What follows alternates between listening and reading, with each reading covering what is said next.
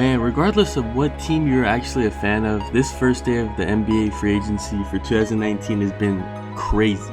Now, whether you're a Warriors fan or hater, I'm gonna give my perspective as a Warriors fan, talk a little bit about how I felt learning that Kevin Durant is leaving the squad and how to move forward from that.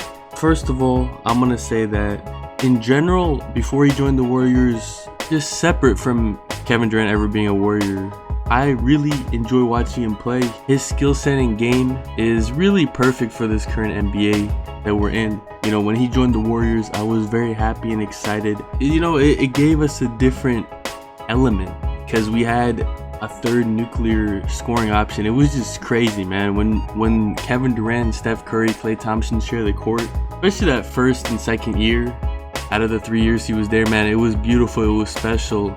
I feel like that is one of the best teams of all time with Kevin Durant, Steph, Klay, Draymond, and really anyone to fit that center position. Too bad we never got to see DeMarcus Cousins healthy and on the squad, because that would have been like a NBA 2K lineup. That would have been cheesy, man.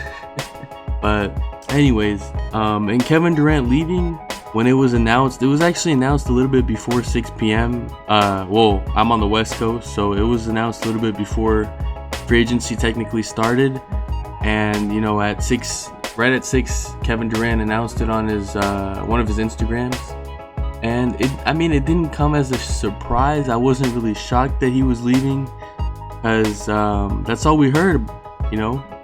And while all rumors may not be true, he never really shut him down, you know. So I kind of had a feeling it was happening.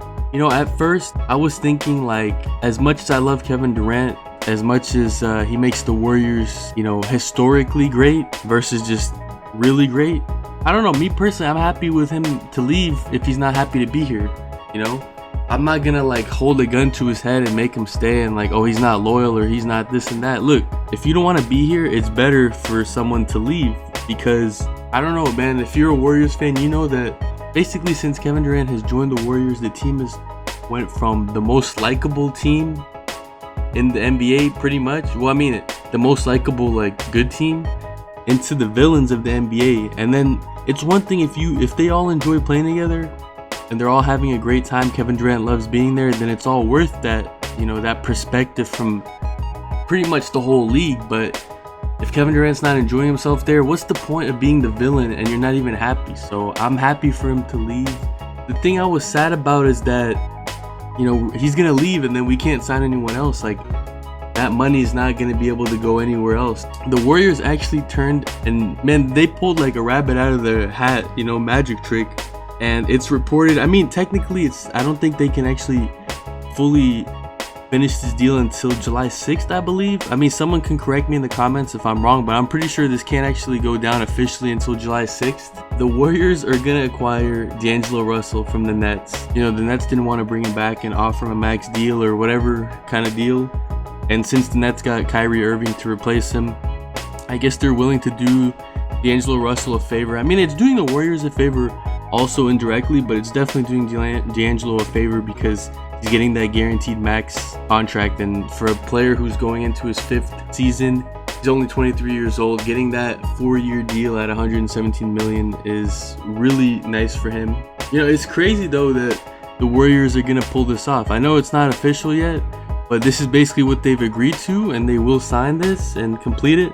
Man, that's actually really exciting. You know, the one bad thing, the one downfall of all this, of this D'Angelo Russell acquisition, is that the Warriors had to trade away Andre Iguodala just to free up some cap space in the hard cap. For me, Iguodala was one of my favorite Warriors. I mean, he was top 4 or 5 favorite Warriors, you know, like he was a big part of the Warriors' success and just their likability, and I'm really gonna miss him, to be honest, on the squad. But you know, 35 years old, making $17 million, and he was thinking about retiring, but he's gonna play that next, you know, that last season for $17 million, and then you lose him for nothing basically. So I see it. I see why they did it. It's smart. I'm pretty sure Iguodala understands why they did it. You know, to give up Andre Iguodala on his last year basically in the NBA, $17 million, and then they bring in a guy that's 12 years younger and was an all-star last year. Granted, I mean, D'Angelo Russell was only an all-star last year to replace Victor Oladipo because of Oladipo's injury, but still, he was, I mean, there's so many players in the league.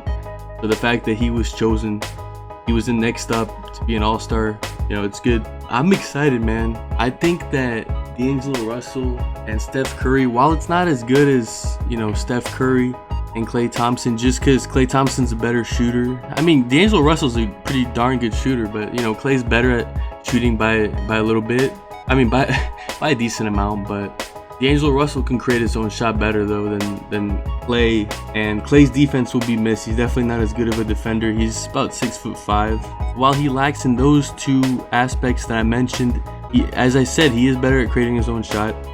And he is definitely a better playmaker. Obviously, Klay Thompson's not known for his passing and ball handling skills. So I feel like that threat of Steph and D'Angelo will actually be really exciting to watch, and it's going to be pretty effective offensively. Now defensively, we don't know the whole roster, so it's kind of hard to say like, yeah, that team's going to suck on defense, but at the guard positions, their defense is going to be definitely worse than when they have Klay out there. But it just depends if they can find some veterans that are good defenders, 3-and-D kind of players, or just good as defenders, big bodies in the paint. I think it shouldn't be as bad.